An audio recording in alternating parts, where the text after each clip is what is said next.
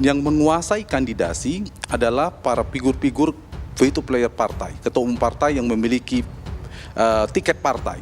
Sementara elektabilitas mereka dalam survei-survei yang kita baca itu tidak begitu kuat. Di sisi yang lain ada nama seperti Anies Baswedan, kemudian Ganjar Pranowo yang dalam struktur partai, struktur kekuasaan partai mereka bukan siapa-siapa, tetapi elektabilitasnya tinggi. Jadi ada tersimpang. Itulah yang menyebabkan politik ini masih dinamis. Apakah ada dua kemungkinan, Mas Andrew? Apakah skenario partai, elit partai nanti yang menentukan? Kalau skenario itu berhasil dilakukan, maka para ketua umum partai yang maju. Nanti orang-orang seperti Anies dan Ganjar mungkin gagal maju. Atau seperti pola 2014-2019 atau 2024 bahkan 2000 era Pak SBY itu ditentukan oleh faktor elektabilitas, peluang, kalkulasi kemenangan. Partai politik, pemilik kapital, elit, para kingmaker itu berkiblat tanda petik pada figur-figur yang berpotensi menang. Kalau berpotensi menang, maka figur-figur seperti Anies dan Ganjar itu sangat menentukan nanti dalam pertarungannya. Nah, kalau polanya tidak berubah, adalah tidak ada kejutan, misalnya ada figur-figur ini mereka tidak turun, tidak drop elektabilitasnya, maka Anies, Ganjar dan sebagainya akan maju menjadi calon.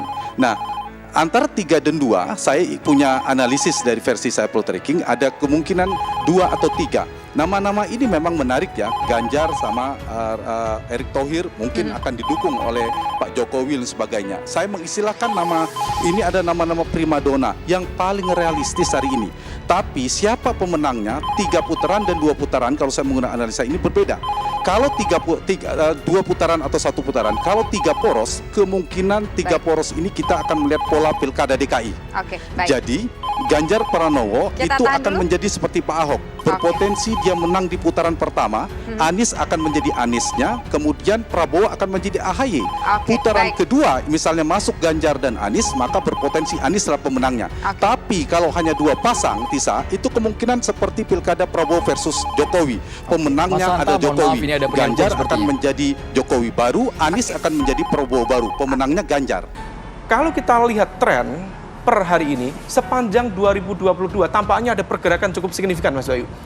Pak Ganjar itu mengalami peningkatan signifikan, itu pada momentum Mei menuju Juni. Itu sepertinya ada operasi politik cukup signifikan, sehingga kemudian pada momentum 1 Juni, kemudian kemarin ada pendeklarasian KIB yang diduga sebagai bagian dari upaya untuk mendorong Pak Ganjar. Lalu kemudian di saat yang sama, pada momentum Juni sampai Oktober, Pak Ganjar relatif mengalami stagnasi. Betul elektabilitasnya masih paling atas, tetapi dia relatif stagnan di sana. Skenario putaran kedua Pilpres 2024. Ganjar bakal menang siapapun lawannya.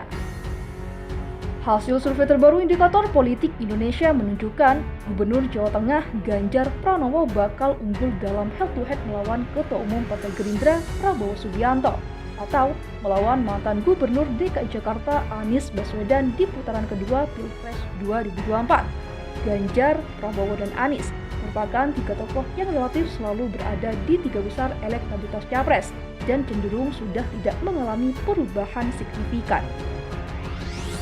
Secara umum, dukungan terhadap calon presiden cenderung tidak banyak mengalami perubahan. Berarti 3 nama besar, yaitu Ganjar, Prabowo, dan Anies masih mendominasi.